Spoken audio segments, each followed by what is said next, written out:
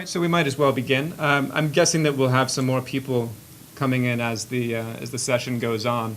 But to get a start of it, we wanted to make sure that this was not sort of the bog standard kind of experience that we're used to doing, where we talk at you, or I talk at you, or Jake talks at you for about half an hour, and then you have Q&A afterwards. We want this to be a bit more conversational, to draw on the experience of those of you in the audience.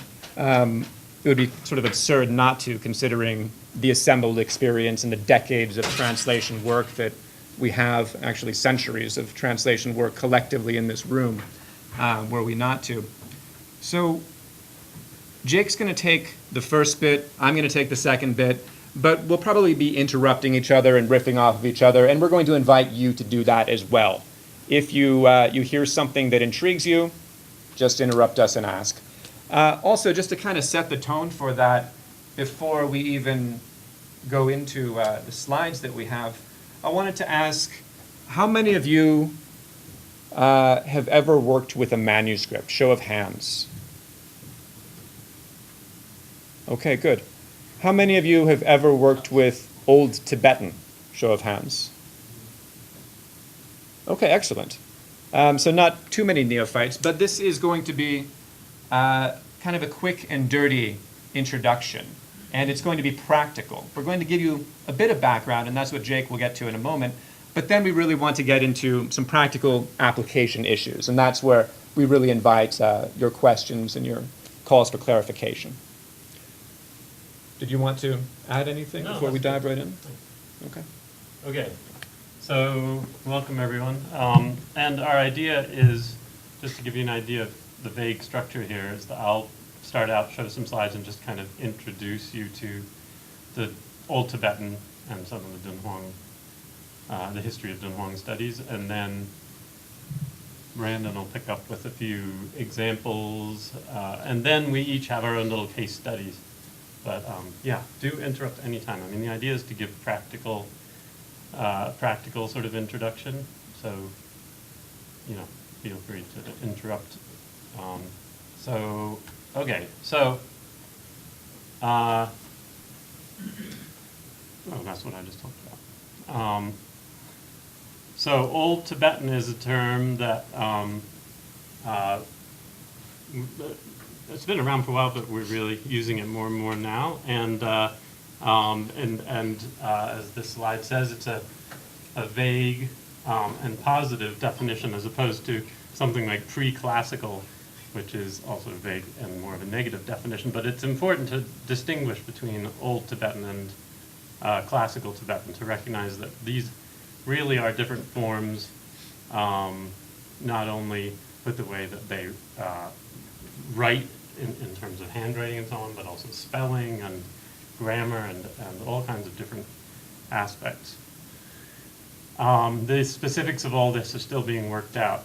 I mean, most of you probably know that Dunhuang Studies has gone through several sort of bursts of activity. Like in the 70s, there was a burst of activity, particularly in France, and in the past 10 or 15 years, there's been another burst of activity. So a lot of this work is, especially in terms of manuscriptology and the details of Old Tibetan and Nathan's work on linguistics, is all feeding into this, sort of trying to hone in on a definition of Old Tibetan. And it's also true that even as I say that it's important to distinguish between Old Tibetan and classical Tibetan, it should also be noted that things like this Tsadra, you know, the da that comes as a sort of secondary suffix, you see features like this, or the yatak on the ma, which is seen all over Old Tibetan. You see these features even through the into the 15th century in later classical Tibetan. So some of these features are continued, and I'm sure there's regional. Have any of you come across that? Just to throw it to you, what's the youngest mayata or the youngest dadak that you've seen? Most recent. Most recent. Born most recently, the youngest. I'm sure the more recent ones have been definitely in the middle of the 1245, something like that. 13th century. Yeah.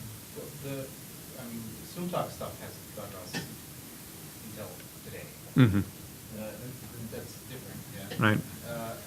But, and this maybe doesn't count, but sometimes when the editors of the Derry Conjure didn't do their job properly, so you have like a la so fa or a magi who, you know, a mayata Mhm. in 18th century Bible. I mean, it's actually a 9th century text, but Right, the wood yeah. block is 18th century block. Sure. Yeah. Yeah, in the conjure. Thanks. I've seen some on like 15th century book cover, the inside of book covers where they're writing the sort of prayers Mhm. about the making of the collection, where you still see it in this too. In my dialect, we still say you for me, Mm-hmm. It's amdo doke. not kamba. Kamba. Yeah. You don't say me. Mm. You say you. Yeah. Old Tibetan style. Yeah, we'll be talking about dialects also and how dialect data can be helpful for trying to make sense of what's in front of you in an Old Tibetan manuscript at times. Yeah. So within Old Tibetan, in this very recent article, I can't remember the title of the volume that just came out on Tibetan language. I haven't actually seen the book. Anyway, Tsuguhita Takeuchi, who works a lot on these sources, has distinguished these three, a sort of periodization, 3 periods of Old Tibetan. The first being early to mid-7th through mid-8th century. But we have very few documents from this period, and here most of the evidence is in the form of inscriptions, like on the Shul pillar. And then we have Middle Old Tibetan, and this is where the Tibetan Empire has developed its sort of official language and is being used to run the empire. And in the early 9th century, you get these revisions and standardizations that have been studied by Christina Sherashaub and others. And then we have late Old Tibetan, which Takeuchi dates from the late 9th through early, maybe even through the 11th and maybe even early 12th century.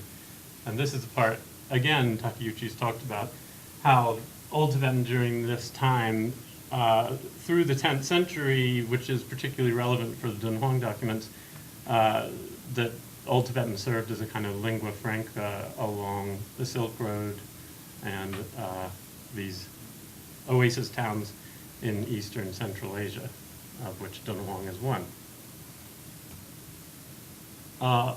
Okay, so Old Tibetan documents. So I've mentioned already the inscriptions on pillars. We obviously have paper, which is what we'll be focusing on mostly today, and wood slips, of which there are many from Miran and Mazurtag. I'll be getting to that. And then inscriptions on walls, steles, metal bells, and so on. Textiles, which come from Dunhuang and elsewhere. With metals also, there's a distinction between, say, if you're looking at a vessel, a bowl, where you might have a scratching. A scratching is to be distinguished from when you have melted gold that's dripped down to make words. And that's to be distinguished also from a bell that is cast, right? So metal has its own kind of panoply of different techniques.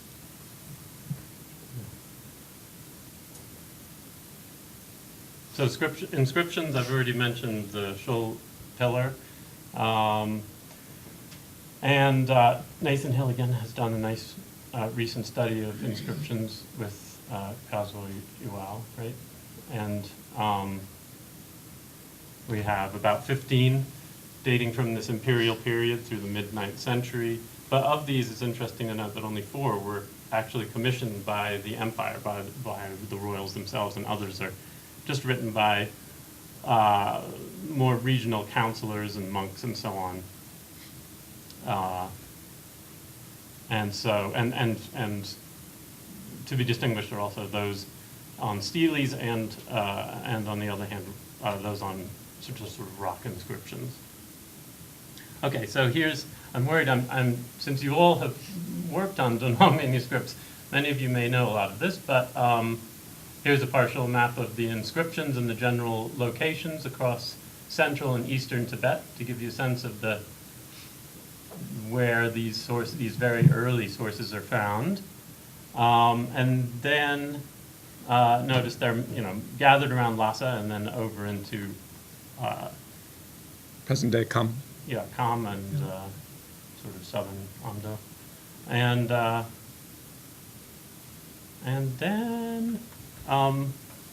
then the other major source apart from the manuscripts, which I'll get to in a moment, are the wood slips that I mentioned, are found mostly in the abandoned forts in Miran and Mazartag along the southern route of around the Taklamakan Desert, the southern route of the Silk Road.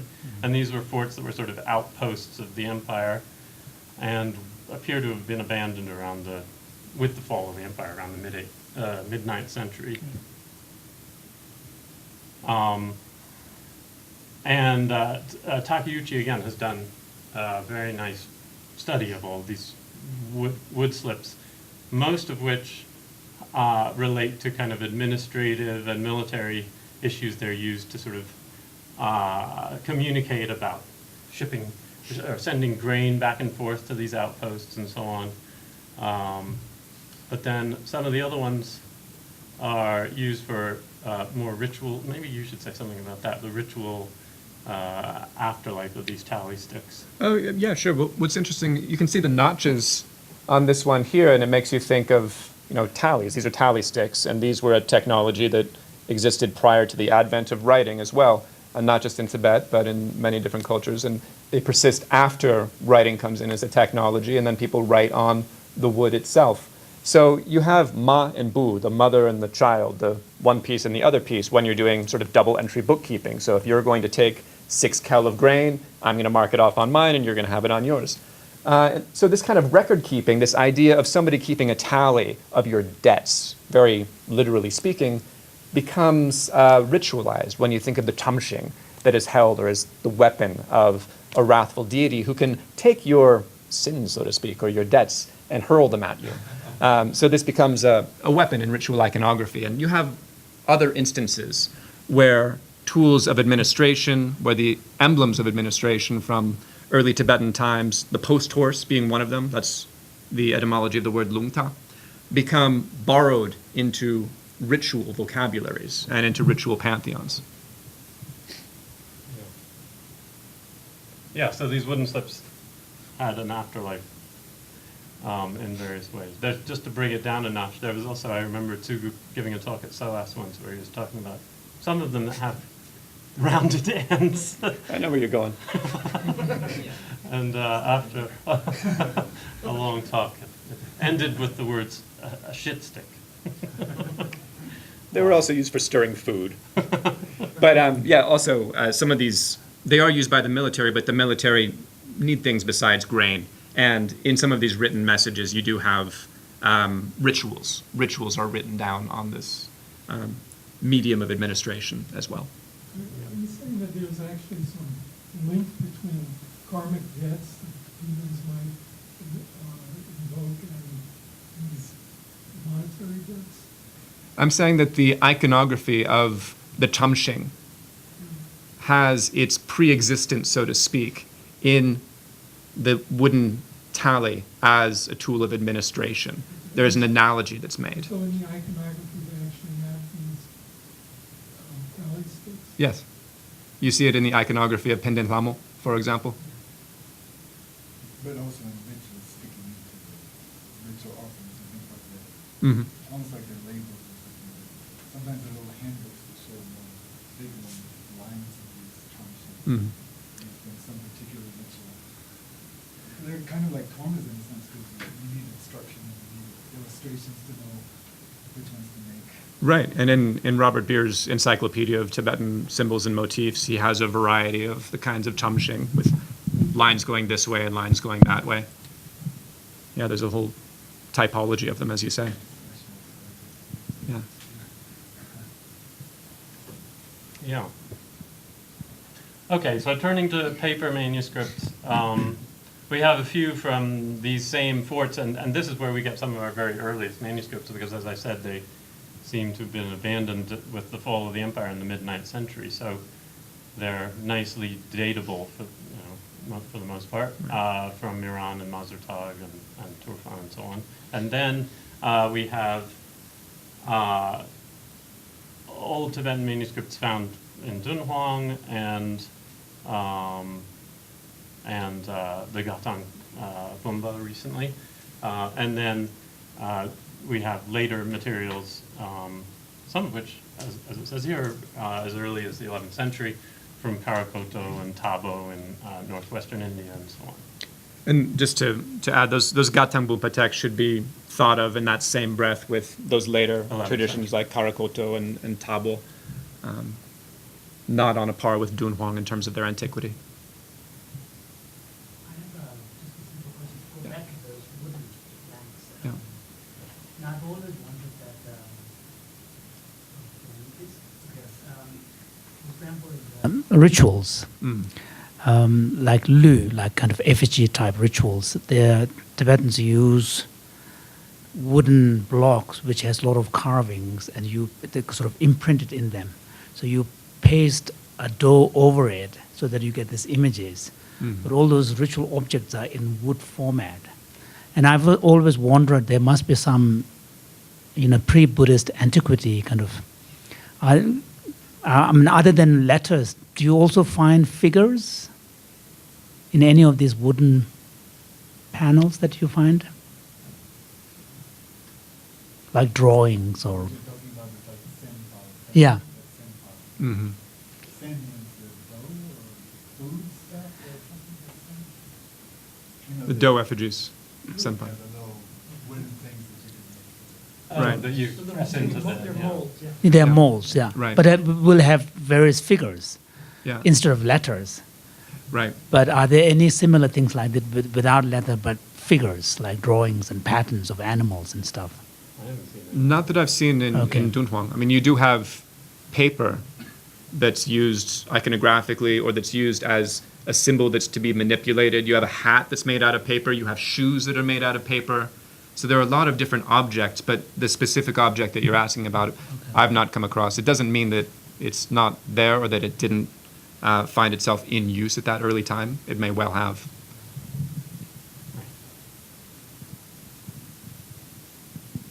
I have another question about those. Oh, yeah, things, yeah. actually. Getting a lot of interest. Because that second one from the top, Mm-hmm. the second one from the top has this cutout in it. And it always appears to me that the only thing that's actually cut is starting from the bottom, going up, and then the rest of it is broken. And I see significance in that, if it's true, that then you would make a matching piece that could be fitted uniquely with that other piece of wood, that you'd never be able to fake another piece of wood to perfectly fit with the... And that would make it a perfect kind of instrument for keeping control of goods. Like this bag is marked with this thing, and you can only have it if you have the matching piece, something like that. I don't know. Yeah, that's the idea. I mean, you're absolutely right, and I think that I'm not sure if Tsugu's pointed this out in his scholarship on the wooden slips and the way that they were used, but that idea of matching pieces and as bringing them together being a sign of authority, of submitting, say, to the lender in one case or to the government in another, so to speak. That is a very old Chinese tradition as well. You think of the so-called fish bag that was written about in the context of Ming Shi Lie, where in battlefield technologies you would have a missive, an instruction that would be given to be taken to the front for somebody to do a particular maneuver.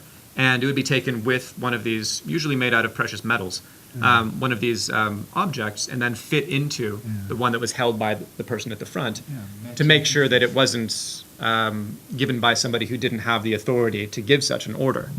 So that kind of idea of matching them up and of authority coming from the matching of one piece into another could be something that comes from China. Both pieces in the same place, though. I imagine you wouldn't, probably. I wouldn't be surprised if there are, actually. I don't think anyone's tried. Well, it's one of those things, too, I mean, where you're looking at manuscript fragments, and we work with paper mostly, so that's a kind of caveat to what I'm going to say, and that's that we'll often find something when we're searching through images, more likely than not, but sometimes when we're actually looking at paper manuscripts in the British Library or the Bibliothèque Nationale de France, where we say, that looks familiar. And it'll be the case that there's a piece in Paris that fits perfectly with the piece in London. And Paris has the first part of a text, London has the rest of it. And people have, for decades, been piecing these together. So that this could also happen with wood, I think, is not unlikely, because we have over 2,000 objects, over 2,000 of these in the British Library alone.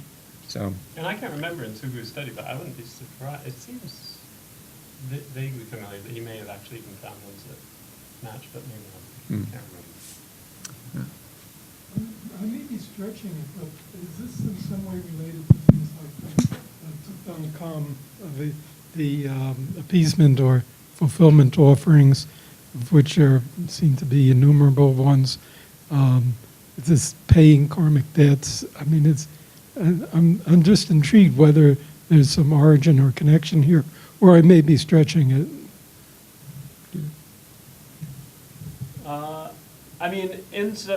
Insofar as that kind of tantric, these kind of tantric ritual concerns were translated into a Tibetan environment where these kinds of practices that Brandon works on are already present, I wouldn't be surprised if somehow it's lurking in the background and those practices continue into today. So, Yeah. but I was just intrigued by the linkage that there's actually iconography. I'm afraid I missed the name of the person who's the authority that you're referring to here. Suguhito Takeuchi. He's at Kobe City University of Foreign Studies. So he's written a few articles on the topic of these wooden slips, and then he made a catalog of them in the British Library that's not yet been published.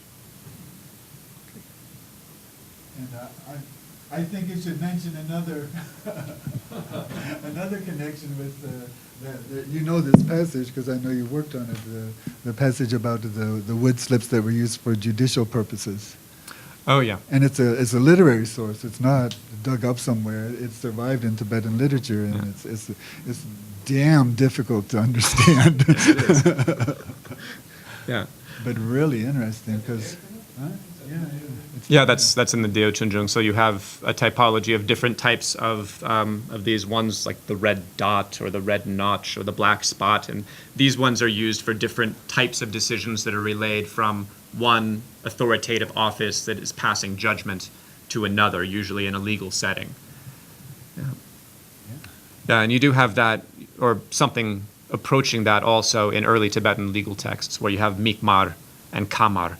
So this red dot, a notch with a red dot on it, being issued by one particular office that gives its opinion on how to decide a case, and then a different office designated by metonymy with this word mikmar, or, the red dot, or the kamar, the red notch, like chamka, probably kamar, an abbreviation for that.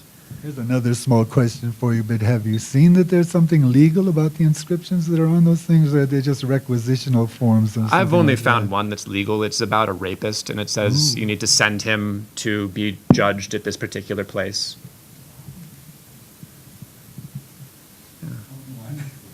Yeah, only... The archaeological evidence and the literary don't quite match, do they? Alas. all right. Say goodbye to the wood slips. For now. Yeah, we can come back again. So this is a map just to say, I sort of outlined where some of these old Tibetan paper manuscripts are from, to give you an idea of some of the sites along the Silk Road that we're talking about here, with Dunhuang on the eastern edge, kind of where the two arms of the northern and southern routes come together. And then going west, especially along the south, you have Miran and Dere, Nia, and then Mazurtag above Khotan. Okay, but most of all, of course, most of the vast majority of our manuscripts that both Brandon and I have worked on are from Dunhuang, and therefore date from the 8th through maybe early 11th centuries. This is this famous picture of Pelio working in the library cave when was he there? In 1908? Oh, wait, yeah.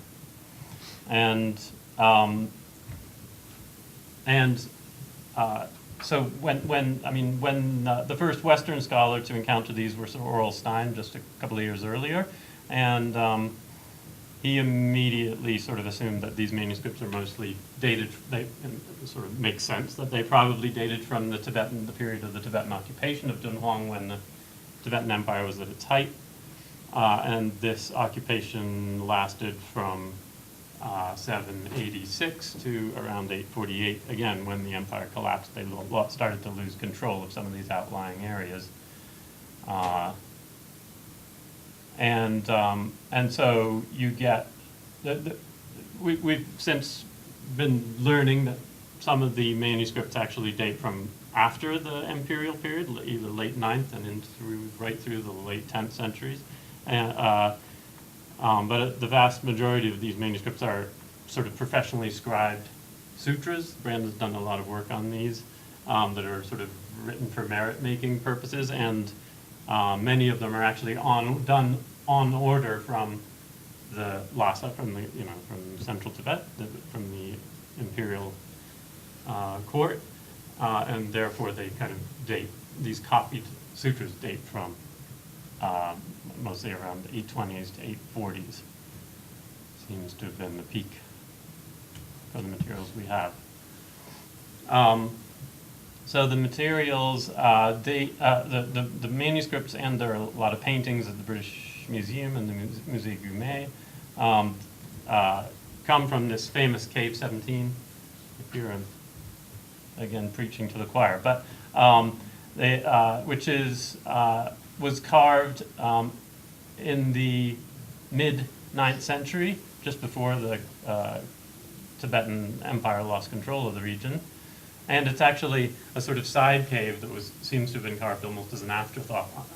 As you can see, it's carved into the side of a wall with other murals and a sort of in the entryway into the main part of Cave 16. And the space containing the manuscripts was 3 cubic meters, so about 10 by 10 by 10 feet. And it appears to have been walled up around the early to mid 11th century, which we only know just because there aren't any manuscripts dating from after that.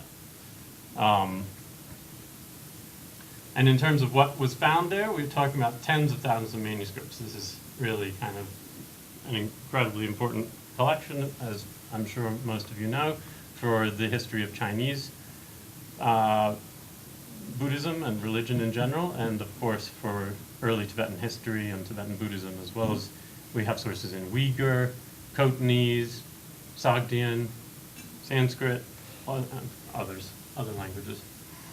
And the materials overall, taken as a group, date from between the 5th to, as I said, early 11th centuries. So when Sir Oral Stein found them, he basically loaded up his camels and took as many as he could back to, eventually they found their way to London, but out through India. And then a few years later, Paul Pelliot came through and took what he could, exiting eastward toward Beijing. And when he rolled into town, the Chinese realized what was happening and shut things down. So the Pelliot's collection ended up at the Bibliothèque Nationale. So turning a little more specifically to the manuscripts, we have the various formats, which are kind of interesting to think about in terms of the relationship between the formats and the contents. You have scrolls. I mean, here I'm just talking about the Tibetan materials now. Of course, the vast majority of Chinese manuscripts are scrolls as well. The Tibetan scrolls, you find two sorts, one that's vertically oriented and one horizontal, meaning you open it like this or you open it like this. And when it's vertically, it's sort of copied in sort of panels, columns with little margins, and then the next panel, reading left to right like Tibetans do. So those are the scrolls. And then you have the poti format, taken from on a sort of Indian model of the palm leaf manuscripts, and I guess the leather of Iran, and these can be really big. Some of them are 25 to 75 centimeters. Some of these professionally scribed Parchin sutras and so on. Yeah, the Shatasahasrika Prajnaparamita and the Panchavimshatika are those measurements, 25 by 75 or 20 by 73. Those are the largest. But you do get them in all sizes. And Stein was particularly attracted to this, so brought a lot of them back to the British Library, which... Yeah, I mean, just as a footnote to Stein's expeditions, Pelliot was there in 1908. Stein came back 2 more times and kind of picked up things, and by that point there was a thriving forgery industry. They knew that Ingis wanted to come and get some of these things, so they manufactured some. So in Stein's 3rd expedition, when he came there, he got a lot of forgeries as well. But they didn't take everything. So there are some that were taken to Japan by the Otani expedition. There are some that are in Beijing, and actually the ones that are still in Gansu, in the Dunhuang Museum, in Lanzhou, in different archives there, about 10,000 leaves, are mostly Shatasahasrika Prajnaparamita sutras, these large leaves. So these were the leftovers. Those were mostly discarded leaves, and obviously they weren't valued quite as highly. Unless you're Brandon. For the rest of us, they seem kind of dull. Sorry, Brandon. That's all right. So, and then we have the concertinas, which are kind of halfway between a scroll and a poti, really. They're written, on long pages, like a poti, but connected, so that they kind of open like a concertina. And if you open them up, if you think about it, that basically means you read down the whole front face and then turn it around and read back in the opposite direction along the back. But you can just read it like this in the same way you do with a poti. Yep. And then we have several, not a lot, but some codexes, booklets, which I've always wondered, I think it was Stephen Tyser said they seem to date from the 10th century, but then there's one that I increasingly think is 9th century, so I don't know where he got that idea. I really wondered where he read that. But anyway, it's interesting that at some point the book sort of technology comes along. And then we have numerous of these sort of single sheets and scraps of papers filling in the rest of what we have. And it's also worth noting that there's a lot of paper reuse, and that's particularly true of the scrolls, right? So you have a lot of Chinese scrolls with Chinese written on one side, and then the Tibetans grab them and use right on the verso on the back side. Has there been any work on those items that were reused to rediscover what was on the original, such as what they did with Archimedes' Codex? They made this huge discovery, and that was an example of a reused parchment, where something completely rare was discovered. Have they looked at that? Has there been any thought given to that kind of Well, for the most part, you can just see what's on the back and read it, no problem. But there are a few cases where the paper's been pressed together, and there's actually another text. They'll take 2 sheets, glue them together, and you can kind of separate them. I'm what level of technology is being applied at this point. I'm not sure whether they used X-rays. Also a lot of digital technology. The author of these. Yeah, people are using spectroscopic imaging, where you can use a very fancy camera and it will tell you what elements are found, and it can isolate those elements. So that helps a lot in the case of a palimpsest, when you've got somebody who's written over a text and you want to know what was written first, which letter is the earlier letter, and actually what am I looking at. So those technologies are being applied increasingly. But to your question, we don't actually have very many palimpsests where the ink has been scraped off and written over. Usually that'll just happen in a colophon, where somebody will wipe out the name of one scribe who's written a sutra and then put his own name there and get credit for it. Or, it could be more benevolent. It could be that he's helping somebody out and crossing his own name off and writing somebody else's name. But otherwise, when we talk about paper reuse, it would be that there's a panel of a Chinese scroll, say the Mahaprajnaparamita, and it's got an error on it, and the editors rejected this panel. So a panel, Juan, is, actually a panel of paper, rather, is about 45 centimeters wide. If you think of a long scroll, it's about 7 meters long, and you've got all of it correct except this one panel in the middle. You undo the glue, take it out, and you have somebody else write it correctly, but now you've got a scrap of paper. That's when it's reused. So that goes into a pile in the scriptorium, and at some point, Tibetan comes along and writes on the verso. What's interesting there is the time lapse between the recto and the verso, and whether this reuse was immediate or not. And in some cases, we can see paper reuses happens where the recto is 100 years younger than the verso. We have a few instances of that. Those are probably anomalous, because you have to have conditions whereby the scrap is sitting around for 100 years in a scriptorium, and that's not all that likely, but it happens. And then occasionally you get some texts that are actually written between the lines of the, Yeah. when they really seem to be desperate for paper or something. That's completely not related to the Chinese. And Dunhuang was a center for paper manufacture also. And so what I wanted to do here was to Rami use and hemp fibers. English, the Rami. warmth and the joy that Tsadra There's, here, did you have, that book you just circulated? Yeah, this book was one of the materials we sent out in advance, and it talks a little about that. There's this great scholar, Agnieszka, who's been working on these materials of what Tibetan manuscripts are made out of. And it's a whole thing. It's a horror. No, it's a whole thing. I don't know. It's all very impressive. I'm not qualified to speak.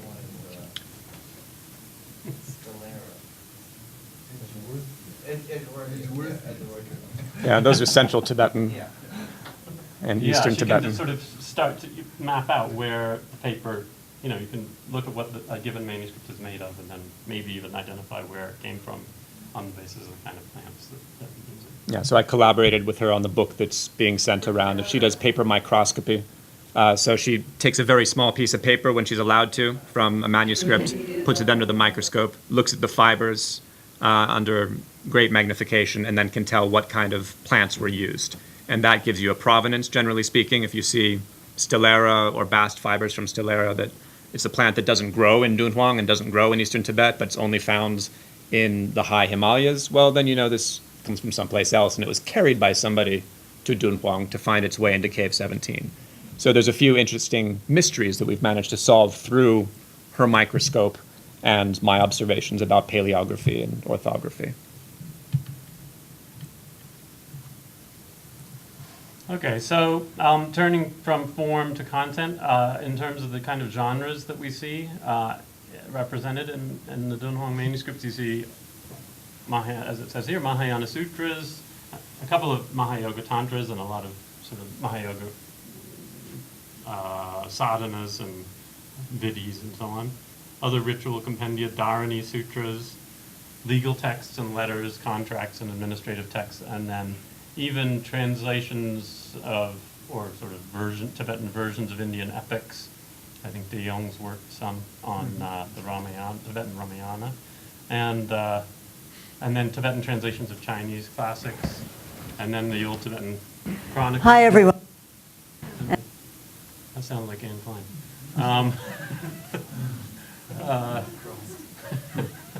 And which What? No. Brandon's worked on. And then. Are you possessed? She's taking me over. Get out. And then some divination and astrology texts, and a few medicine, and then all kinds of other sort of assorted ritual texts. Brandon will be looking at some of the divination texts later. And so one question we wanted to just pose to you, looking at this list, is what kinds of genres aren't represented in the Old Tibetan? And not just this list, but your own knowledge and your own experience. What genres aren't there in Old Tibetan?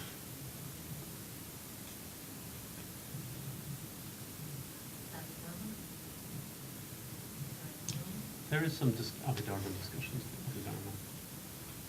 Is there any Pali canon or like what was talked about by Janati this morning? Yeah, not much, right, nothing like that. The other thing, what? So what's the answer you're looking for? Nothing. Poetry. I don't see poetry.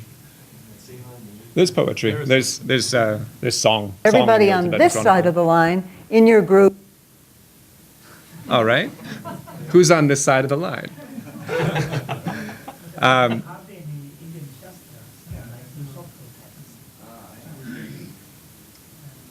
about, there was this very famous,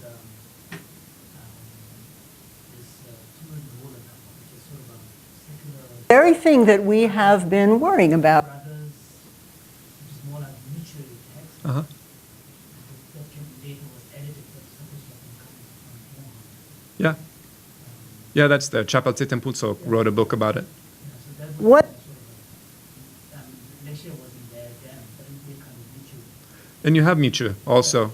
You have collections of proverbs. There's the Sumpa Mashak Chamo, the sayings of the Sumpa. One thing that's interesting from my perspective, since I like to work on history and biography, is that there's no Namtar. This is before Namtar became a genre.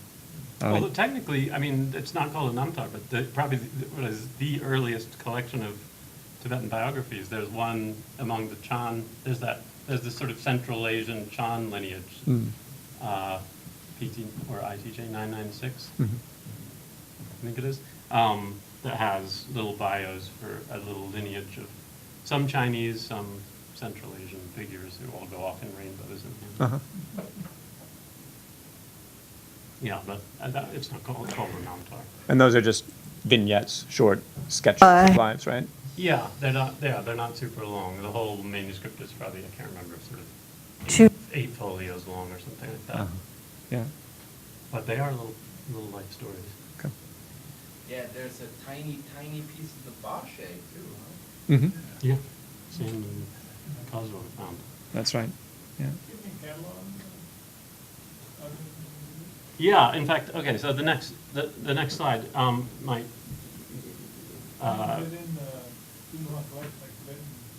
Tibetan catalogs. Not really. Like, you mean like the, yeah. Yeah, the Tlenkama, the Pangtangma, those are not Old Tibetan manuscripts. Those came up later. But obviously they existed at the time, so that genre was represented then, if you do want to count the Tlenkama and the Pangtangma under the rubric of a karcha. How much of the literary kind of material is there? Because I mean, there was Tibetan force like that. Mm-hmm. The Dunhuang, given that an outpost of the empire, were there any literary documents? Yeah. Yeah, there's a few. One just came up recently. Its provenance is uncertain. It was written on the back of Chinese Vinaya, so you have this pattern of reuse. The paper's not been identified, it's not been studied. I've only seen a photograph of it. It was published by Pasang Wangdu recently. He was able to see it. And it contains a section of 13 laws, 12 or 13 laws. It's a fragmentary text, so we don't have the beginning, we don't have the end. But it follows the same pattern that Tibetan legal texts do, whereby you have rubrics that introduce each law, and then you have black ink giving you the substance of each law. It talks about what happens if a soldier is essentially AWOL, if he's outside of the grounds of his barracks when they blow the conch at night. When they wake up in the morning, they hit the drum and they blow the conch. When they're called into the barracks, they also blow the conch and hit the drum. And you get this idea also where there's scouts who are outside of the encampment, one bow shots away, then you have a larger ring, a larger perimeter established. So this gives you an idea of how they operated. There's also a legal text that concerns punishment for people who fail to provision their soldiers, who fail to give part of their harvest to the government so that they can send that on as the provisions for the soldiers. So you have this evidence of how the army was conscripted. Because you went the wrong channel. You're not gonna, you can't get it when your body is. Built-in hope, I mean, are there anything like that? Like instructions, kind of plans, and I haven't seen anything specifically. Now you have lists of soldiers. So you have lists of soldiers where there's essentially the middle, the right wing, and the left wing, and then you have bannermen who link the left in the center and the right in the center. So you have names, and I think there's about 50 in each sen, in each unit, and these. Yeah. So it's Rujing. It's not Yeru and Yoru, but I'd have to look at it again. What was most interesting about that document, I remember, is that you have names of monks in there. You have Bande so-and-so.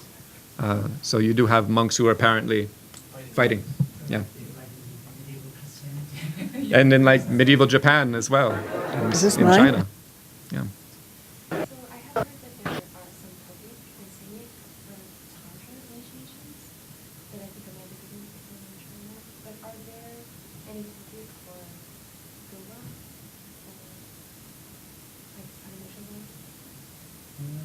And the thing that I mean, Amanda's got that. There's a sort of Chan lineage that's appended to some of these kind of tantric Chinese manuscripts that she's working on, which I guess you could say is kind of a Tofu, maybe. But and then there is a list of the abbots of one or two monasteries. Mm-hmm. But otherwise, Oh, it's a list of the abbots who had jurisdiction over the temples from Lhasa to Samye. It's often mistranslated as a list of the abbots of Samye, something Karme called it such, but it's actually those who had jurisdiction over a larger area. That's where Lalung Pelgi Dorje is the 9th in the list. Yeah, Right. Yep. So what is that? maybe it wasn't such. Means he existed. Yeah.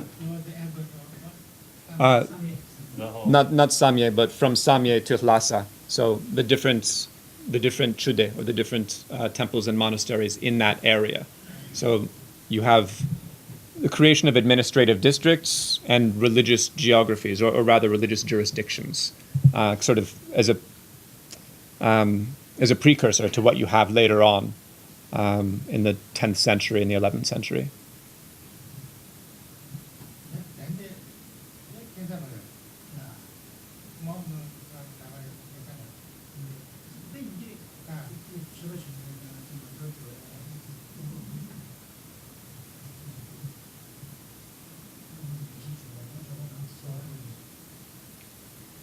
Okay, so just to blast through some more of these slides.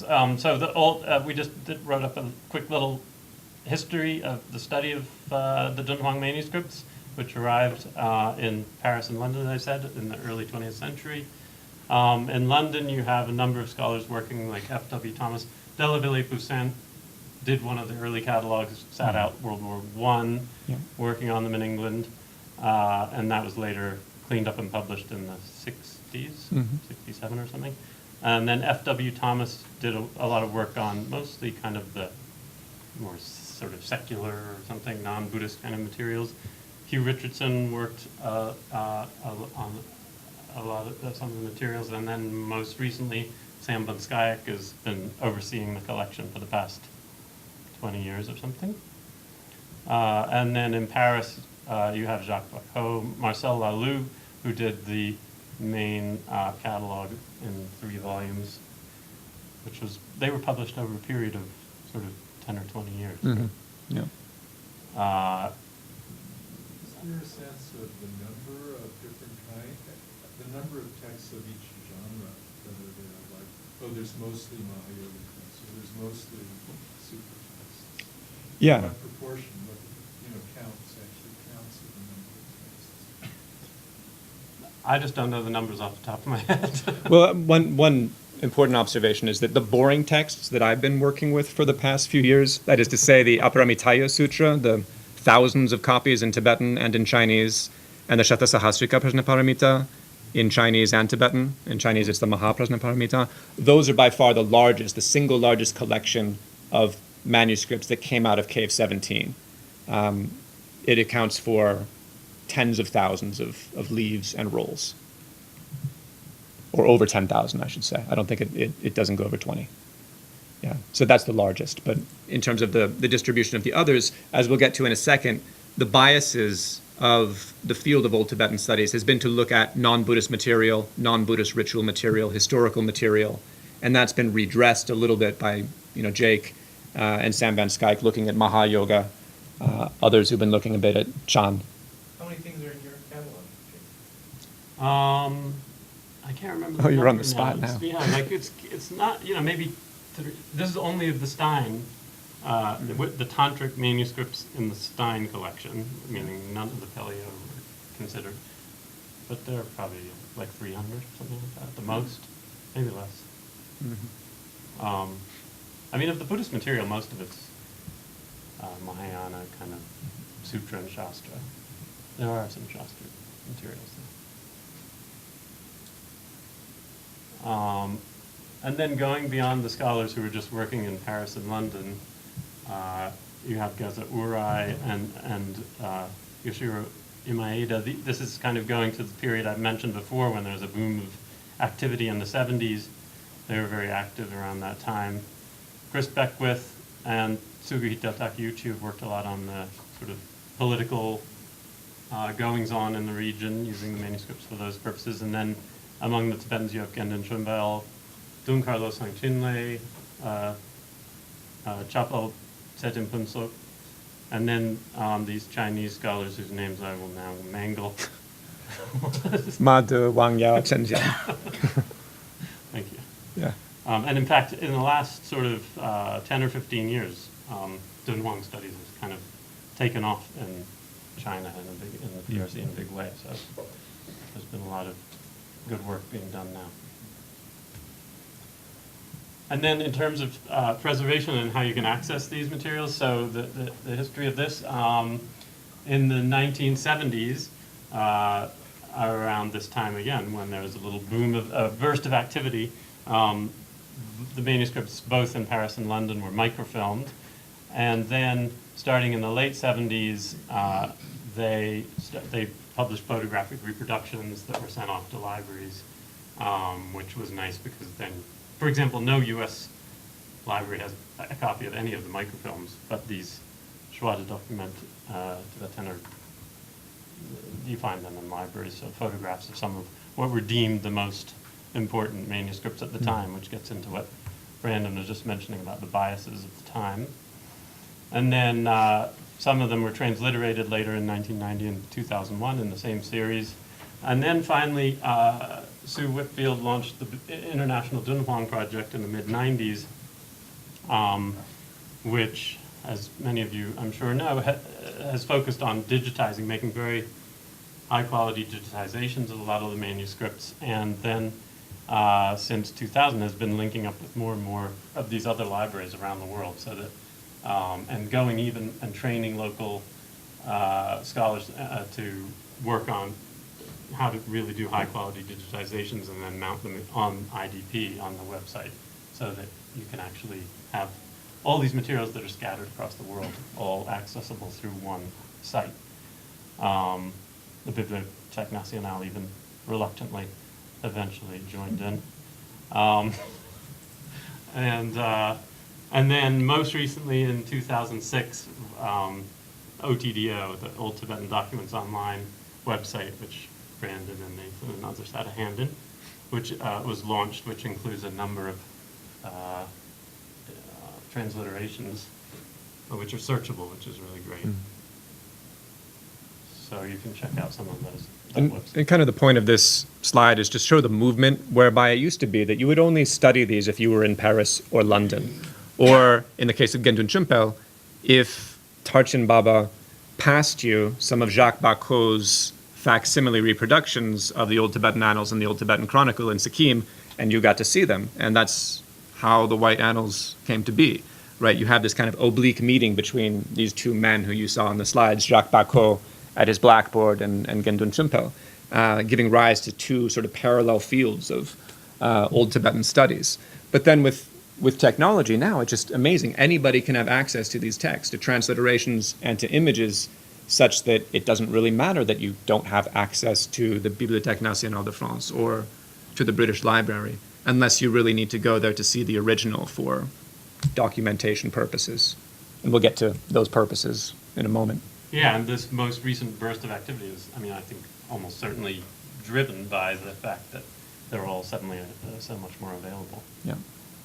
So the IDP's done a great service. So yeah, the field and its biases, Brandon's already spoken to this, how early scholars focused particularly on the non-Buddhist ritual and the law, contracts administration, and sort of early Tibetan history. And then you see these biases reflected in sort of the canon of Dunhuang studies, of the kinds of texts that are transliterated and reproduced in some of the texts I just mentioned, the Shuada document and others, but also in the studies and articles by scholars in the 70s again and other times. De la Vallée-Poussin, in his catalog, he, you know, as a scholar of Mahayana Sutras, he particularly, you can see his interest in that material in terms of the size of the entries he writes for each of the manuscripts. He's actually more interested in Buddhist than non-Buddhist materials. But then certainly when he comes to the tantric manuscripts, he just kind of says like mantras or something. Moves on to the next one. So that's where IDP had a project where Sam Bunskaik and I spent 3 years cataloging the tantric manuscripts that I just mentioned. And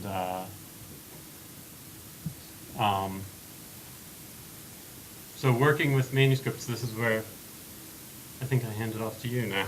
Okay. With some of your examples. All right, so we were over enthusiastic. We got a little bit carried away in talking about the field of Dunhuang studies. As I said, we wanted to give you kind of a quick and dirty introduction. That was the preamble. So now we're going to get dirty. Are you ready? Okay. Yes, I'm ready. All right, so working with manuscripts, and I did that show of hands for a reason, just to see how many of you have worked with them, because I do remember when I was a visitor at UCSB and introduced Dunhuang manuscripts, or rather photographic reproductions of them, to a graduate reading group, nobody had ever seen a manuscript before. They had all just worked with block prints. And they were terrified. They were saying, what is this that you put in front of me, and how can I read it? So one of the joys that probably all of you have had of working with a manuscript is letting your eyes adjust, so to speak, getting over the initial hump of how does that person write the raga, or why does the rata look like that? As you go on folio after folio or page after page, it starts to become naturalized. Your eyes adjust and you can read it. And then you don't make the kind of transcription errors that you would make when you come to it cold, seeing a letter for what it actually is or what was intended, rather than what your eyes make out. So that's one reason why it's very important to work with manuscripts, be they the physical objects themselves or very high-quality reproductions that you can find on IDP or on Gallica or on ArtStore, because it's very often the case that if you're working only from transliterations, only from Wiley, even if they might be easier for your eyes to process as people who are used to reading Latin scripts, they're going to contain errors. It's inevitable that a transliteration will have an error. With the best intentions, with 2 pairs of eyes, with a third that's coming to edit, errors still creep in. So you want to check. You want to go back to the source. Okay, so when you're doing that, besides letting your eyes adjust, you're establishing the norms of scribal hands, because each scribal hand can be a bit different. And of course, if this is a longer manuscript, then you have more space, you have more samples with which to establish those norms. And once you have those norms established, it's less likely that you're going to take a da suffix for a nga suffix or make other kinds of similar mistakes. So in terms of parachuting in and out and being cognizant of the dangers, that's just to say that maybe you've worked with 10, 20 manuscripts and you think, oh yeah, I've got this manuscript studies thing. And then somebody puts a manuscript in front of you and you say, oh, well, that's obviously a da, right? Be cognizant that if you've just parachuted into that and you've not been reading folio after folio of that, your gut feeling might have led you astray. So you need to exercise humility, and if you are going to parachute in and parachute out, realize that you're going to probably make those kinds of mistakes unless you cut the strings and stay a while. Okay, so in terms of transliteration and the perils of transliteration, this is taken from ITJ 739, IOL tip J 739, one of the divination texts that I shared with you.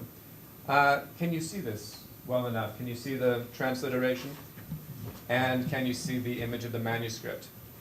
So here we have a screen grab taken from Old Tibetan documents online below, and then we have a section of text above. So you can see Depsushor, and then what's that word there after the first she? Anybody want to venture a reading? The reading is there. You give it already, so. I have. It looks like qua, doesn't it? Yeah. Right, so Which one? Right after the Sakataka Yatakya Shabikyunga Kyung. Yeah, Chunka. Right, so the editors at OTDO who have a policy like I was describing of having two pairs of eyes, one person transliterates, another person transliterates, and then a third editor comes and checks, saw that as a subscribed ba suffix, kyun kap, right? So that's a mistransliteration. A kyun ka, as we know, it's a bird. It's an alpine chough in particular, similar to a jackdaw. So these are the perils of transliterations. OTDO, of which I'm a proud member, we've got those errors on our website right now. Right? So be careful. I've been trying to correct them for years. Don't get me started. All right, so measure, don't massage. This is just about integrity and honesty. In manuals for Tibetan writing, when you have, say, Alat Seten Shaptung's manual for how to write, you have names of the different parts of the letters. Of course, you know the go, you know the u, you know the letters have heads. But they also have teeth. A ka has a tooth, for example. They have arms, they have legs, they have bellies. We talk about descending strokes, and ascending strokes when we talk about paleography. But in Tibetan tradition, these are anthropomorphized. They have body parts, which I find very intriguing. So looking at these and breaking these letters down and making images of them, one can be fairly precise about the paleography, that is to say, the study of the writing itself. So if you're not sure, for example, and this was a case I'm taking from Gendun Chimpa, if you're not sure if you're looking at a dang or a de, and this was his misreading of detan, to perform a funeral, make a cutout. Make a cutout of the word dang. See how long the shoulder of the da is versus how long the shoulder of the na is. See the angle of the descender of the na, of the belly of the na. See if the angle is going always down or if it's going always straight. And once you've done that for about a dozen images, go back to that dang. Is it a dang or is it a de? And you can answer that very honestly based on the visual evidence. You need to wipe from your mind your preconceptions. The problem is that it might be a word that you don't know. And that's what you have to accept, that there will be in front of you words that you don't know. And you establish that this is the word that it is. And you accept that you don't know it. So you move away from the easy solution. You be ruthless with yourself. You be ruthless with the words. You allow them to expose your ignorance. You don't change them to fit your knowledge. All right. So in terms of orthography, this again comes from one of the texts that I shared. Anybody want to read it? Yeah. Dacha la sangrabo. Yeah, exactly. So, what's a dacha? Yes, sir. Yeah. For the enemies. Dacha is, if you make a war, it's good. Yeah. Cha, like cha dang yang. Cha. Yeah. So yeah, that's it. Payata cha. So that's a case where you have the ba instead of the pa. You have a misspelling.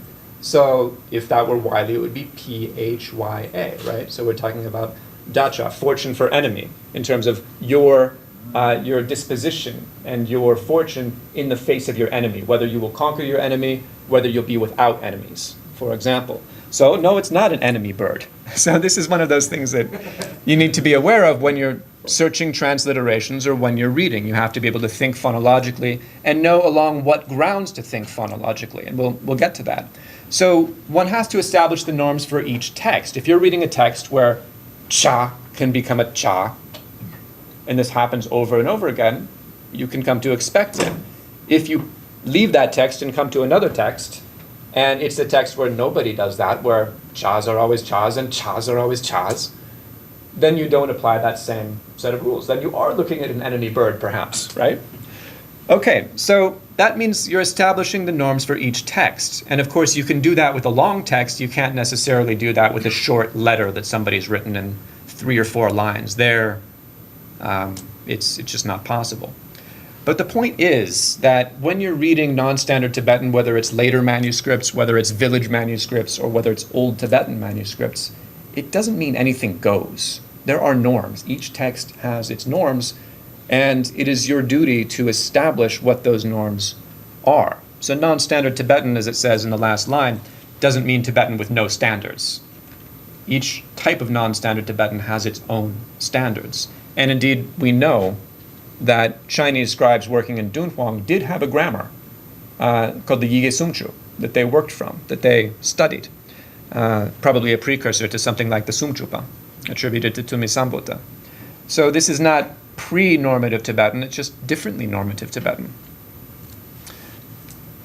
Okay, so what are those kinds of rules in terms of the quick and dirty of it that you need to know if you happen to find an Old Tibetan text on your desk, or if you have to look through an Old Tibetan text and cope with what it's giving you, what it's saying? Well, first is aspiration. There's very often no distinction between aspirated and unaspirated voiceless consonants. So pa and pa, you might see chenpo, then you might see chenpo, same word. Similarly with ka and ka, with cha and cha, with ta and ta, and sa and sa. Gigu and the gilo, that is to say the inheritance of having used an Indic script as the basis for creating a Tibetan script, whereby there used to be 2 E vowels, but now there's only 1 E vowel, or I vowel rather. It doesn't have any lexical meaning, right? So you can pretty safely ignore that if you're just reading for content. Also the suffix a, the extra a, the kyangpe aten, so-called. If you have that versus its absence, that again is, if we're looking very technically and we're concerned with specific times and places, sometimes it does seem to have a quasi-grammatical function, but that's really nothing we need to get into for these quick and dirty instructions. For your purposes, in terms of having to read a text and make sense of it, you can safely ignore that extra a suffix as being essentially meaningless. The same goes for the medial a, like bao ka a sake versus bao ka sake. And you see that again with za. Za, we've seen that for planet in one of the divination texts, when you have the planets chasing the Pleiades. So there you would expect the suffix, but in fact it's absent. That's pretty common. Also, you have an absence of the watak, or so-called wasur. So dak, like dakpo, or like ridak, will just be spelled dagasadak instead of dao wagasawak. Sa and sa can be interchangeable, like latsokpa or letsokpa for la sokpa. And sometimes also you have an alternation between voiced and voiceless consonants. This is less common, but it happens. So where you would expect a ka, say for the word for all, kun, you'll find kun. You'll find the voiced equivalent. Same thing for cha and ja, ta and da, sa and za, sha and sha. Any questions on this? It's quite a lot to cope with, but there you have kind of, in short form, a lot of these rules that can help one when searching Old Tibetan texts. And when you don't find what you're looking for, very often it's the case that you've just forgotten to try it a different way, to try it with aspiration, or to try it with the voiced equivalent, right? Or to try it without the a suffix, or with the a suffix. Does the example illustrate any of those things on the side? Is it relevant? You've been talking you've been talking mitsupe. So that sasha pyutsuga satsu, that should be tsa. Yeah, it should be aspirated. There's a little abbreviation at the end also. No, right? Yeah, there you have no syllable margins, the nga doing double duty. Yeah, exactly. All right, so another one. Can you see this clearly enough? As before, you have a screenshot from OTDO. Suyo yankajeni, la dartsen mi ma goktokni, ya mi ke sen ni gentor. And here you have the excerpt. Sigitsen takpa, suyo yankaje, mi, la dartsen mi. What's that one at the end? Everybody see what I just read? Send me. That's the one that they have as ma. Magasama.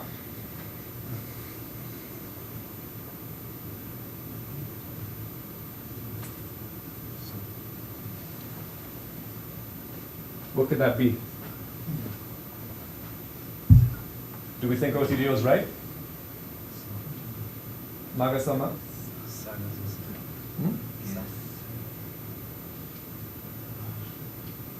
Just recently I was in London and they had this long manuscript, which was very, very clear, and there was no, it was very, very like new almost.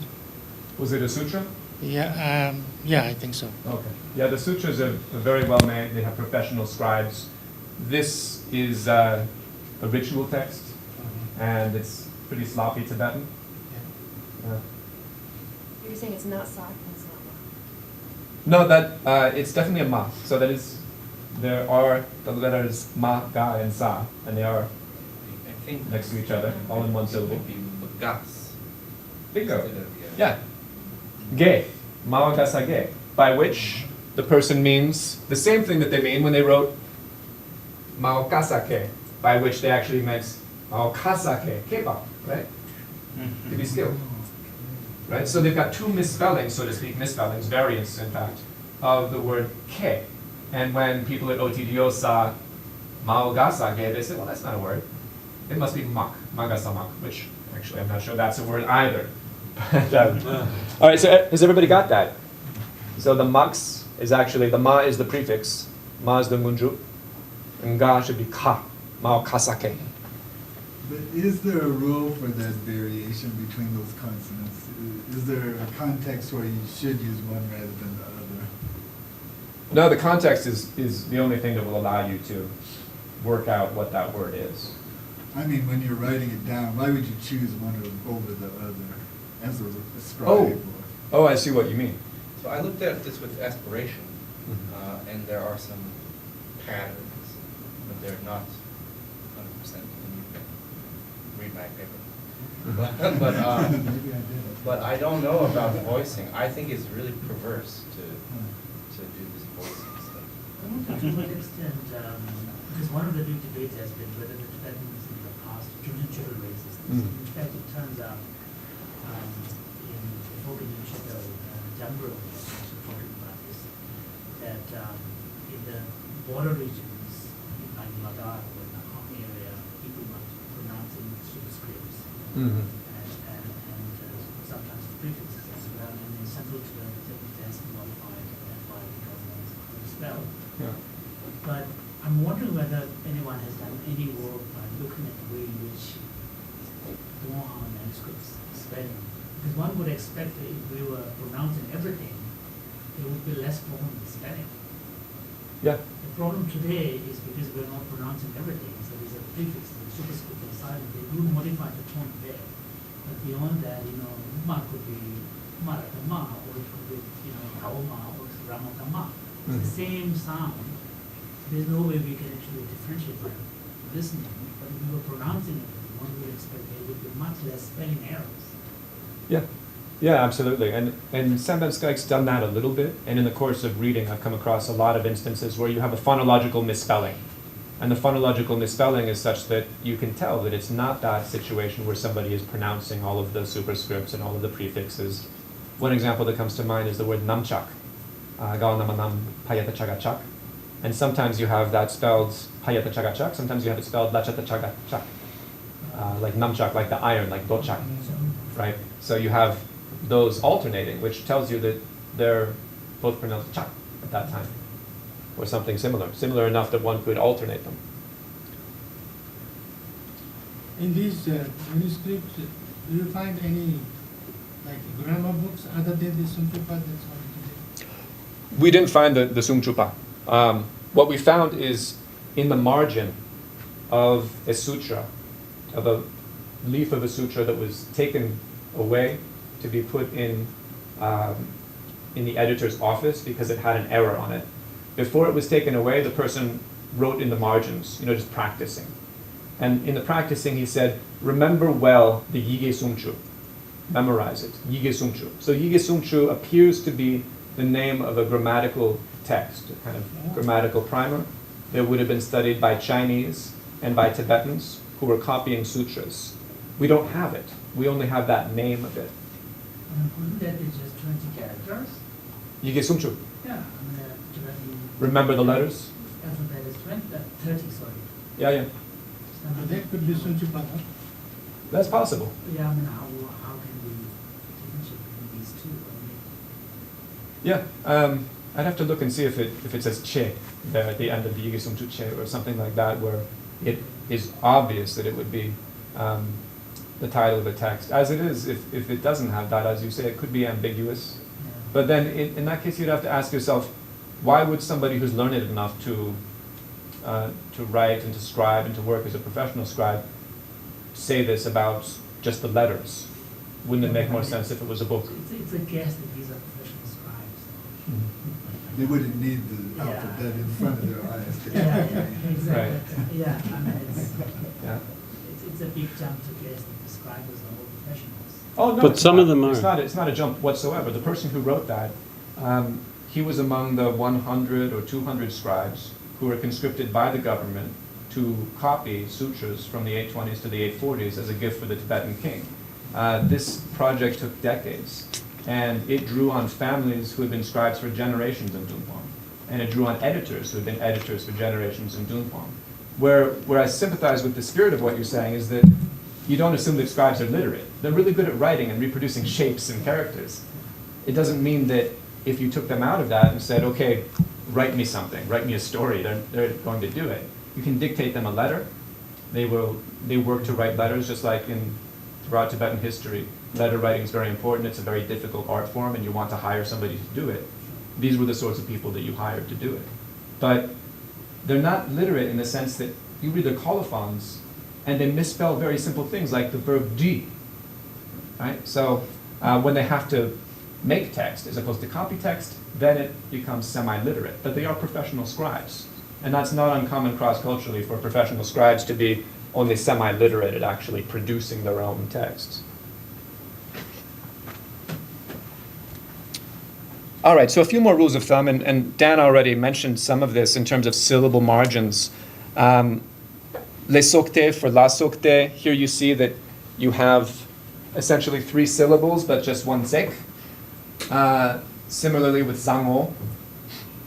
So this fluidity of the syllable margins is important, just that when you're searching for a particular word, you might understand that it could be mashed into other words. Now, I is often its own syllable. The use of yi for metrical purposes doesn't actually seem to occur until about the 10th century. It's one of the more reliable markers for dating Tibetan writing based on grammatical forms.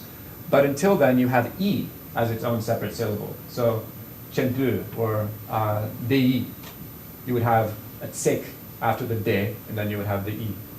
Right? So that's not uncommon to have that separated I.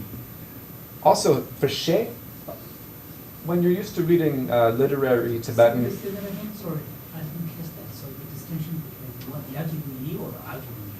So Yagigu-yi comes later. Agigu-yi comes first. But with this take between. Yeah, as its own syllable.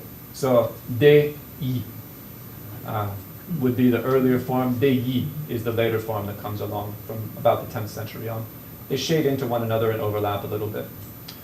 So when you're used to reading semi-well punctuated Tibetan, you might think that a she means something. You might think that you can use a she and take a breath. Not always in Old Tibetan. Often you have she's between two syllables of a word. Often you have double she's for no apparent reason, or single she's, triple she's, all sorts of she's. Sometimes you just need to ignore them and don't let them lead you astray. We also saw in the mistranscription by the OTDO of kyung kap, right? They had kyung kap instead of kwa. There are subscribed suffixes. That's why they made that mistake. Often you have the suffixes put under the root letter. You don't actually have very many duyi, though, or kungi. So that's helpful. It's a little bit easier than reading other manuscripts for that reason.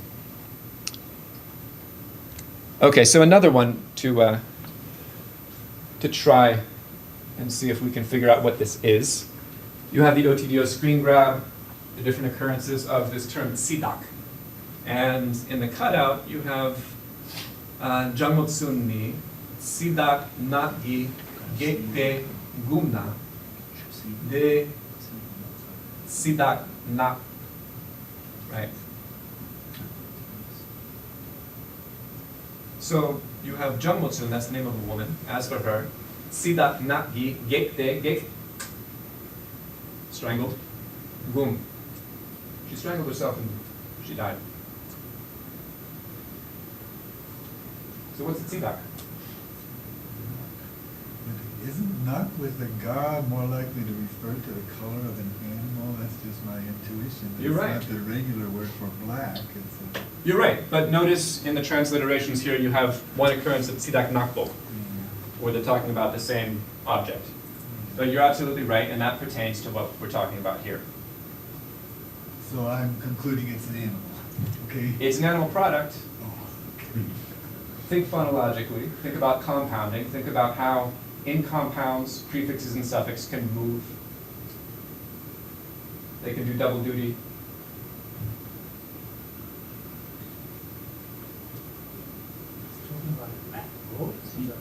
Yaker rope. Sitak. Ratsatatagi dutsidatsi. Tagatak. Everybody got it? Yeah. Tak, rope, and sitak. That is a yak hair rope. It is a black yak hair rope with which she strangles herself and commits suicide. Is there, I'm sorry, I just can't see. What's after the sidok? Is there sidok ki or something? Yeah, it's sidak not gi in the ergative, gekte gum.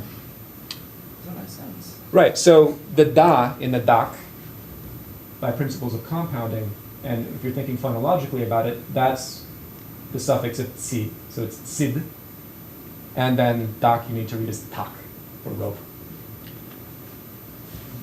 Right, so these are things where if you do keep all of these principles in mind, when you puzzle over a problem like this for long enough, you'll get it.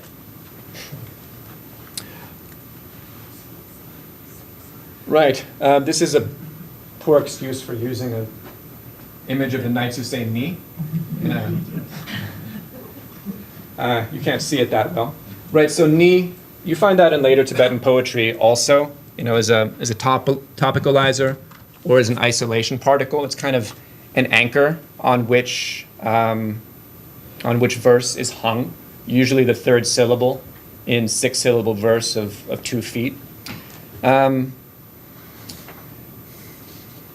You don't necessarily need to translate it, but you do need to take into account that the emphasis is coming on what initially precedes the ni, and that can influence your translation decisions.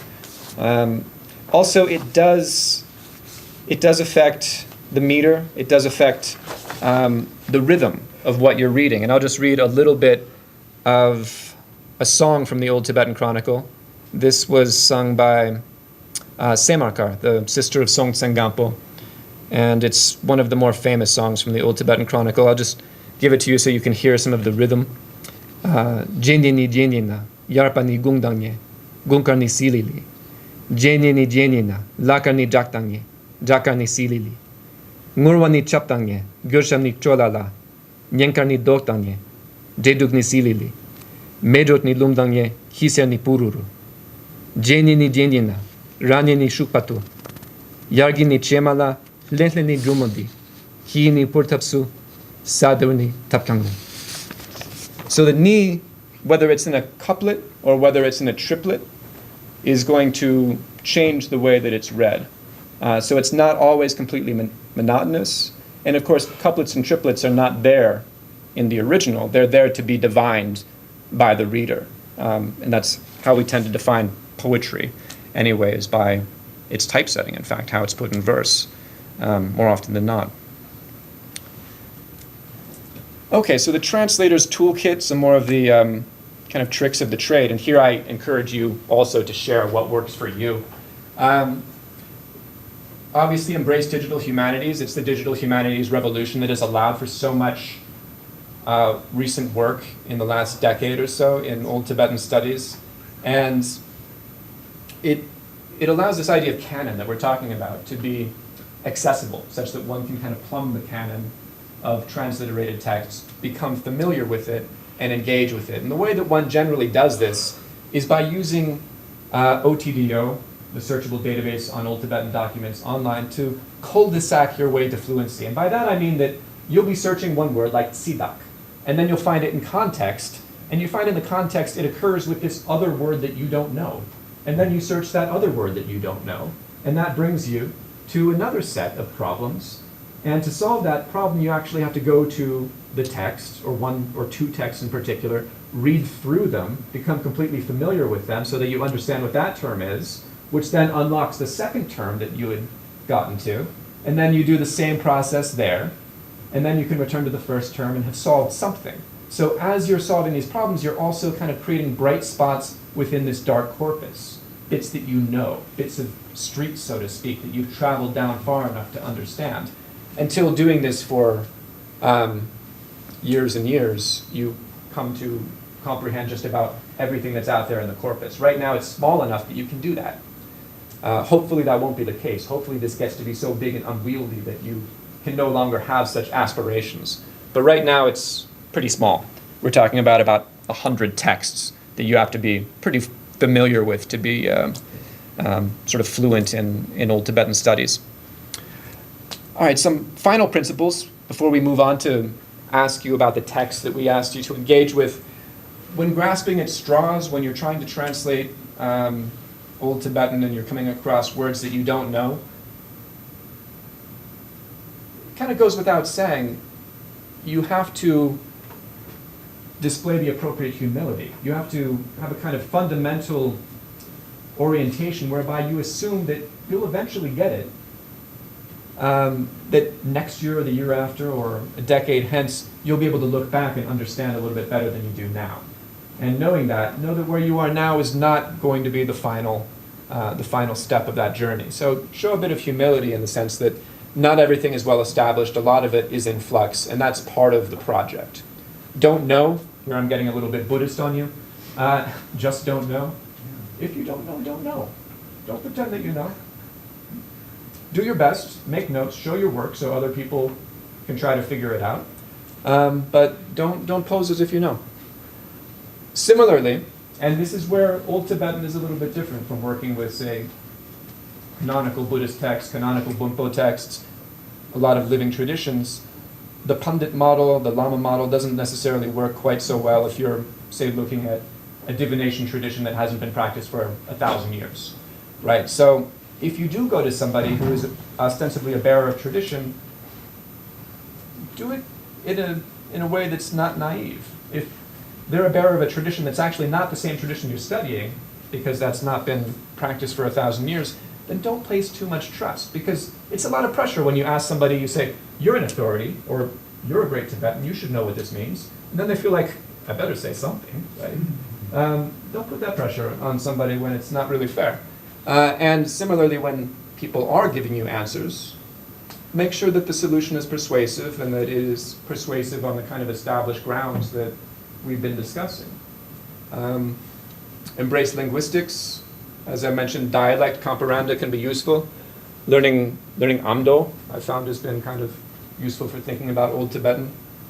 Certainly, the dictionary of different Tibetan dialects that's been produced by Bielmeier and his students is a great resource. Consider verb morphology and compounds. compound formation and its principles, like we saw in Sidak. Make use of Nathan's verb dictionary. That's a great resource for trying to work out what you're looking at and what the possibilities might be. The Dutch Melong by Dunhuang and Tibet. That's about the only dictionary of Old Tibetan that's worth anything. He's making a new one. It's good news. He's making a Really? new one, a much bigger one. That's really, that's excellent. Is that dictionary digitized or? No. Yeah. Do you know what it is? Is knowing Chinese important? Yeah, I mean, like. Knowing Chinese? Yeah, like are there any like loan words from like Chinese like translators? Yeah, it's very hard to find. Yeah, I mean, it really depends on the genre that you're working with. In some genres, obviously, you'll need some Chinese. There's good secondary literature in Chinese as well. Yeah, absolutely. Yeah, and often translations as well. And finally, show your work. And here we're getting into translation theory a little bit too. And I don't mean to say that you need to follow the model of having a forest of footnotes where you justify every decision. That makes sense in some cases, in others it's just tiresome. But if you're not going to do that, make notes for yourself, because you might want to come back to that text in 5 years, and you might have forgotten the solution that you had for it. And you say, why did I think that? And then you'll go through the motions again and come to the same solution and kind of kick yourself and say, I did that already. Why am I doing this? Right? So keep your work, show your work. Okay. All right, so we're 15 minutes. Can I ask a question? Yeah. Yeah. I'm just really curious about just handwriting in general from this period, because it's certainly the case that if you're used to looking at block prints and you look at this, it's like dizzying. But if you're used to looking at even contemporary Kyuyuk, this is like super Easy. good stuff. Yeah, yeah. Uh-huh. Ancient, you Yeah, know? yeah. There's not really an oo, but it's still not ume. Mhm. So my question, I have a few questions. One is, like, was there Kyuyuk at this time? no.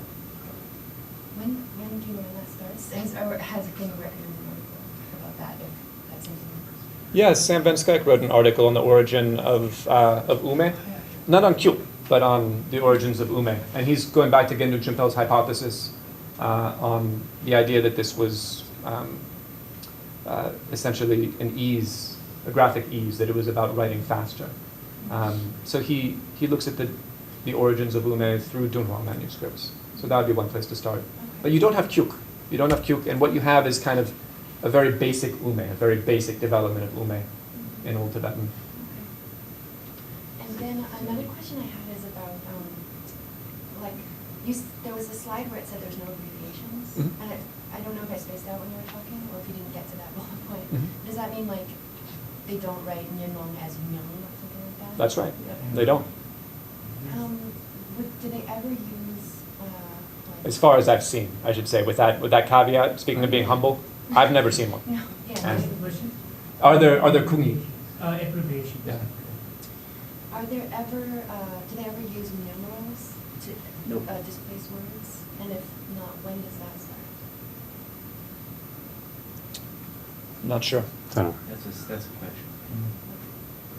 You mean like Kusum with the school and... Or like when you say shin, you write for. Yeah, okay. Or, Mhm. yeah. You've not seen an abbreviation, have you? no. Okay.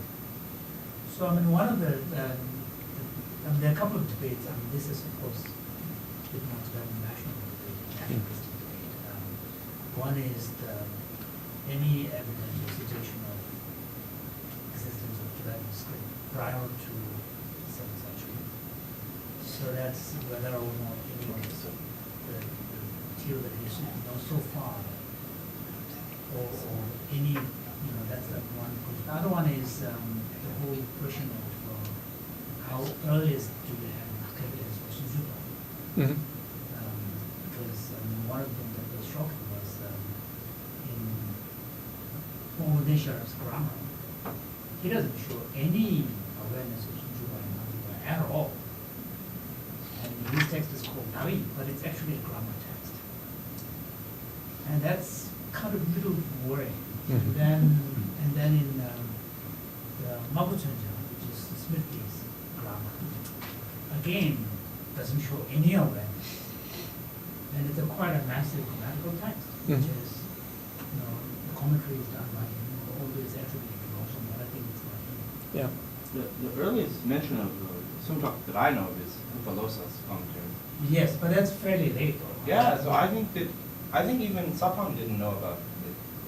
Yeah, but Saban's has text which has some of the verses. Yeah, but it almost doesn't say it's by Tumi. No, he doesn't say it, but Yeah. I mean, but he does talk about Tumi in another text. There's a salutation to Raghu, and Tumi is the first one there. Mhm. It's in a verse text he talks about it.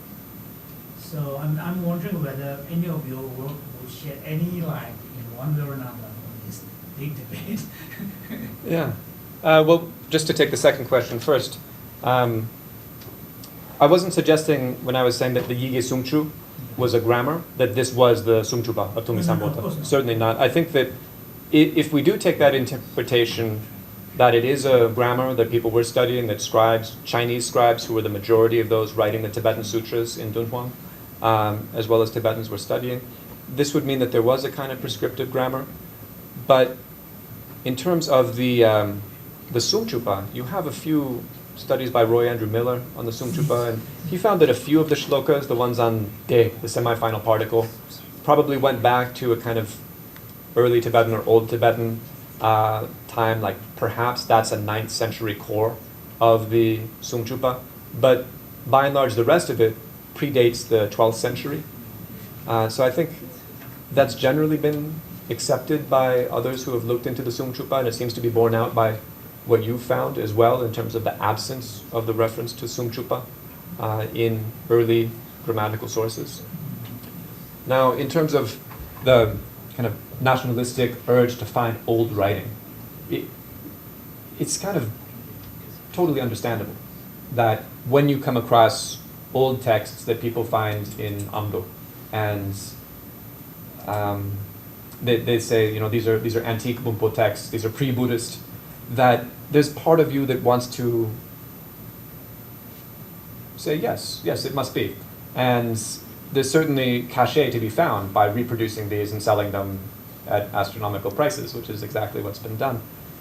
But then when you look at it on paleographical grounds, you look at the contents as well, it doesn't hold up. And you say, okay, this is probably second millennium at least. Well, not at least, but second millennium. Also with the bell, you know, the Japrong bell, that's an interesting one because that was supposed to have displaced the Shul pillar as the oldest sample of Tibetan writing written during the reign of Chisong Detsen's father, because it mentions his name. And that's a puzzling bell because it's not cast like the other bells. The writing is different.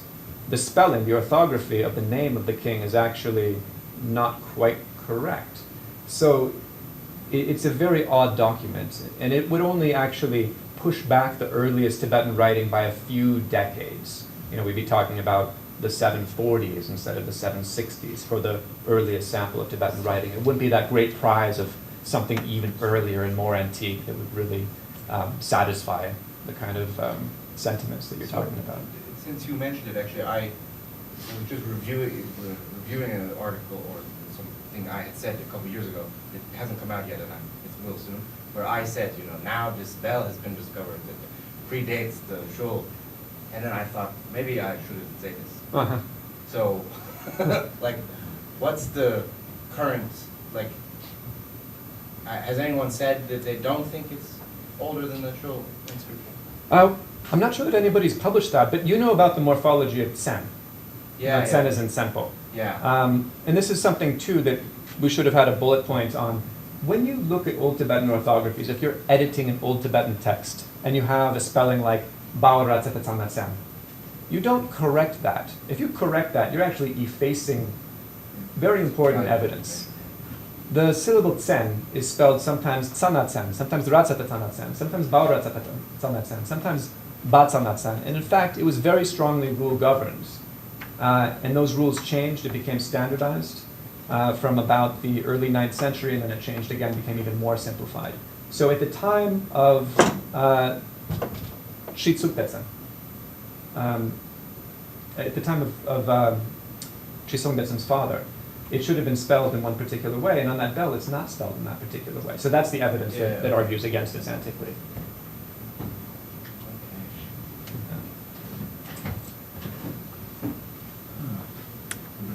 I have a question about that, because if it truly is the earliest example of some written thing, Mhm. then how can you make standards of what it should do?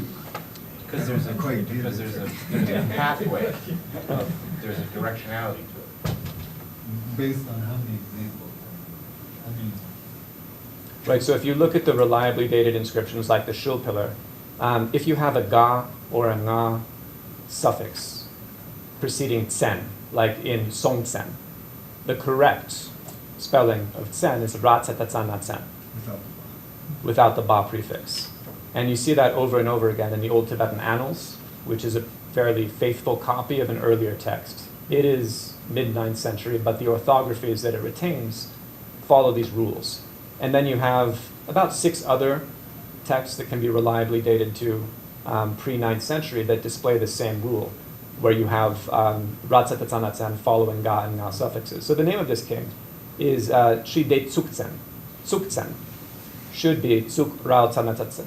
Tsuk Rao Tsa Natsen. But in the Jakpa Bell inscription, you have a ba prefix. So that's where the mark against it lies. So you establish a baseline from reliably dated texts. it's a late fake. It could be a sign that it was made with some distance, some kind of political distance or knowledge gap from how the kings were properly named, how they were properly spelled, or that it was not completely literate. I mean, you can make a mistake on a bell. Yeah, so it's not to falsify that as a fake bell or a forgery. I mean, the guy who owns it doesn't like people to look at it, right? I think I've heard that. It's privately owned, yeah. I'm not sure about it. Oh, yeah. Well, It is mysterious. I mean, I've only seen images, not very high quality. Do we have time to look at your sadhana? Or- Not really, we have 3 minutes. Maybe we should stop there. We didn't get to either of our case studies, but Who grappled with the texts? Show of hands. Anybody read the sadhana? Huh? The Old Tibetan Chronicles part of it? No. There was no Old Tibetan Chronicle part. It was the divination texts, the images of those that I sent, and then the And the sadhana yoga tantra that sadhana. Jake sent. No, we were not very good. Okay. Well, that's if anybody, good. Then no if one anybody wasted their did, time. if anybody did, they can approach us at coffee and we can talk about it. But seems like we've gone over. Thanks. All right, thank you. Thank you so much.